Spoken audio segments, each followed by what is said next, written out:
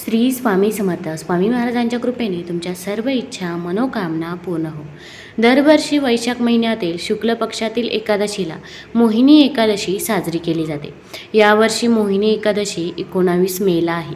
या दिवशी विश्वाचा निर्माता भगवान विष्णू आणि माता लक्ष्मी यांची पूजा केली जाते. तसेच एकादशीचे व्रतही केले जाते.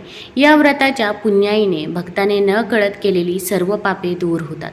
भगवान विष्णूंचा आशीर्वादही प्राप्त होतो. तसेच या एकादशीच्या दिवशी जर आपण काही उपाय केले, काही सेवा केल्या तर त्या खूप प्रभावी ठरत असतात. भरपूर वेळा आपल्या आयुष्यामध्ये अनेक अडचणी, अडथळे, संकटे असतात. ते काही संपायचं नाव घेत नाही. एक संकट संपलं की दुसरं संकट हे उभं राहतं. अशा वेळी काय करावं आणि काय नाही हे देखील सुचत नाही. सर्वात महत्त्वाचं आणि मोठं संकट म्हणजे पैशांचं संकट.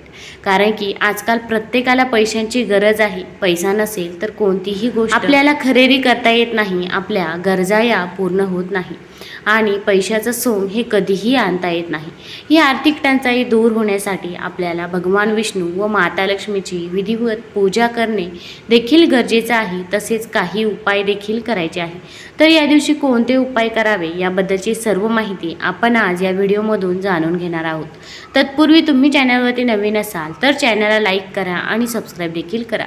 कमेंटमध्ये श्री स्वामी समर्थ किंवा ओम नमो भगवते वासुदेवाय नमः लिहायला विसरू नका. एकादशीच्या दिवशी आपण सकाळी लवकरच उठायचे आहे. अगदी तुम्ही ब्रह्ममुहूर्तावरती उठले तरी पण चालेल. ब्रह्ममुहूर्तावरती आपण जी काही सेवा करत असतो ती सेवा ही फलदायी ठरत असते. त्यामुळे शक्यतो तरी प्रयत्न करा, जेव्हा पण आपल्याला सेवा करायची असेल तेव्हा ती सेवा ब्रह्ममुहूर्तावरतीच करा. आता या एकादशीच्या दिवशी पवित्र तीर्थस्थानी स्नान करणे याला खूप महत्त्व आहे. पण आपल्याला अशा ठिकाणी जाणे शक्य होत नाही. त्यामुळे आपल्याला अंघोळीच्या पाण्यामध्ये काही वस्तू टाकायच्या आहे. त्यामध्ये पहिली वस्तू आहे ते म्हणजे गंगाजल. आता गंगाजल हे तुम्हाला पूजेच्या साहित्यामध्ये सहज मिळून जाईल. 2 थेंब गंगाजल आपण अंघोळीच्या पाण्यामध्ये टाकायचं आहे. तसेच चिमूटभर हळद देखील अंघोळीच्या पाण्यामध्ये टाकायची आहे. तसेच तुळशीची माती देखील आपल्याला अंघोळीच्या पाण्यामध्ये थोडीशी टाकायची आहे आणि त्याच पाण्याने आपल्याला अंघोळ ही करायची आहे. हळद ही माता लक्ष्मीला प्रिय आहे, भगवान विष्णूंना प्रिय आहे. तसेच हळद माता लक्ष्मीला आकर्षित करत असते, आपला गुरुग्रह बळकट करत असते. त्यामुळे अंघोळीच्या पाण्यामध्ये हळद ही टाकायची आहे. आता आपल्याकडे जर गंगाजल नसेल तर आंघोळीच्या पाण्याकडे आपण एकटक बघत राहायचं आहे. गंगा नदीचं स्मरण करायचं आहे आणि हर हर गंगे म्हणत आपण आंघोळ करायची आहे.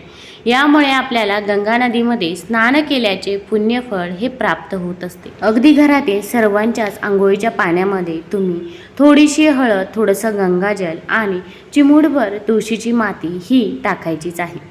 तसेच या दिवशी आपण जेव्हा तुळशीला पाणी अर्पण करत असतो तेव्हा त्या पाण्यामध्ये देखील 2 थेंब गंगाजल हे टाकावं. तसेच या एकादशीच्या दिवशी आपण भगवान विष्णूंना एक वस्तू अर्पण करायची आहे. ते म्हणजे थोडेसे गहू आपण भगवान विष्णूंना अर्पण करायचे आहे. अगदी 11 गहू किंवा 21 गहू जरी तुम्ही भगवान विष्णूंना अर्पण केले तरी पण चालतील. आपण जेव्हा भगवान विष्णूंना हे अर्पण करत असतो तेव्हा आपण ओम नमो भगवते वासुदेवाय नमः, ओम नमो भगवते वासुदेवाय नमः या मंत्राचा जप करायचा आहे. तसेच त्यानंतर तुमची जी काही इच्छा आहे, जी काही मनोकामना आहे ती भगवान विष्णूंना सांगायची आहे. हा उपाय आपण घरामध्ये केला तरी पण चालेल. घरामध्ये भगवान विष्णूंचा फोटो असेल किंवा जर फोटो नसेल तर बाळकृष्णाची मूर्ती प्रत्येकाच्याच घरामध्ये असते. तिथे देखील तुम्ही हे 21 गहू किंवा 11 गहू भगवान विष्णूंना अर्पण करू शकता. यामुळे भगवान विष्णूंचा तुम्हाला आशीर्वाद हा नक्कीच प्राप्त होईल. तसेच या दिवशी जर तुम्हाला शिव मंदिरामध्ये जाणे शक्य असेल तर एका तांब्यामध्ये आपल्याला थोडेसे गहू टाकायचे आहे. तांब्या हा तांब्याचाच घ्यायचा आहे आणि हे जे काही गहू आहे ते शिवलिंगावरती अर्पण करायचं आहे. असे केल्यामुळे आपला सूर्यग्रह हा बळकट होत असतो. तसेच गुरुग्रह देखील आपला बळकट होतो. त्यामुळे आपल्याला त्या ग्रहांची चांगली फळे बघायला मिळतात. जेव्हा आपला गुरुग्रह हा बळकट असेल तर आपल्याला कधीच कसलीच कमतरता ही भासत नाही. तसेच या दिवशी भगवान विष्णूंना आपण पिवळी फळे, पिवळी फुले देखील अर्पण करायची आहे. अगदी पिवळं झेंडूचं फूल असेल ते अर्पण केलं तरी पण चालेल किंवा तुम्ही केळी अर्पण केली तरी पण चालते. ते देखील भगवान विष्णूंना अत्यंत प्रिय आहे. या दिवशी विष्णू सहस्रनामाचं पठण हे जरूर करायचं आहे किंवा विष्णू सहस्रनाम पठण करणे शक्य नसेल तर एक श्लोकी विष्णू सहस्रनाम देखील तुम्ही म्हणू शकता.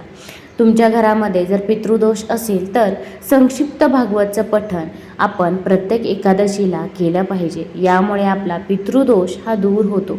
या दिवशी आपल्याला एक दिवा भगवान विष्णूंसमोर लावायचा आहे. तसेच दुसरा दिवा तुळशी मातेसमोर लावायचा आहे. तर तो कशा प्रकारे लावायचा की ज्यामुळे आपल्याला भगवान विष्णूंचा आशीर्वाद हा मिळेल.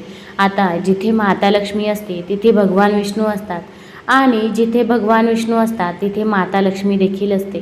त्यामुळे आपल्याला तुळशी मातेची पूजा करणे या दिवशी खूप महत्त्वाचं आहे. आपल्याकडून तुळशी मातेला इजा पोहोचणार नाही याची या दिवशी आपण काळजी घ्यायची आहे.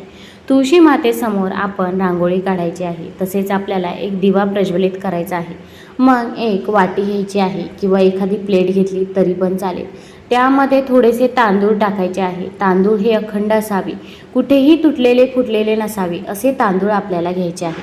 त्या तांदळावरती आपण हळदी कुंकू अर्पण करायचं आहे आणि आपण मातीची पंती किंवा कणकेचा दिवा हा घ्यायचा आहे. आता दिव्यामध्ये तेल कोणतं टाकायचं तर तुम्ही शुद्ध तुपाचा दिवा देखील प्रज्वलित करू शकता किंवा तुम्ही आपल्या शुद्ध तेलाचा दिवा प्रज्वलित केला तरी पण चालेल. फक्त आपल्याला दिव्यामध्ये एक वस्तू टाकायची आहे. तर सफेद तीळ आपल्याला दिव्यामध्ये टाकायचे आहे. 11 सफेद तीळ आपण दिव्यामध्ये टाकावे. आपण हे तीळ टाकत असताना आपण ओम नमो भगवते वासुदेवाय नमः, ओम नमो भगवते वासुदेवाय नमः या मंत्राचा 11 वेळा जप करायचा आहे. एक एक तीळ टाकताना आपण या मंत्राचा जप करावा आणि हे सफेद तीळ 11 तीळ आपल्याला त्या दिव्यामध्ये टाकायचे आहे. तसेच त्या दिव्यामध्ये आपल्याला चिमूटभर हळद देखील टाकायची आहे की हळद ही माता लक्ष्मीला प्रिय आहे.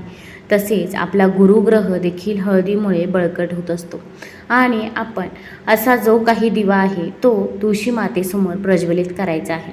आता हे सफेद तीळ आणि हळद टाकून झाल्यानंतर आपण माता लक्ष्मीला तुमची जी काही इच्छा आहे, जी काही मनोकामना आहे ती सांगायची आहे किंवा तुमच्या घरामध्ये जर काही अडचणी, अडथळे, संकटे असतील, आर्थिक टंचाई असेल तर ते देखील तुळशी मातेला सांगायचं आहे. तुमच्या मुलांची प्रगती होत नसेल तर ते देखील सांगू शकता. बघा, लवकरात लवकर तुमची मनोकामना नक्कीच पूर्ण होईल. तुम्हाला जर व्हिडिओ आवडला असेल तर चॅनलला लाईक करा, सबस्क्राईब करा. धन्यवाद.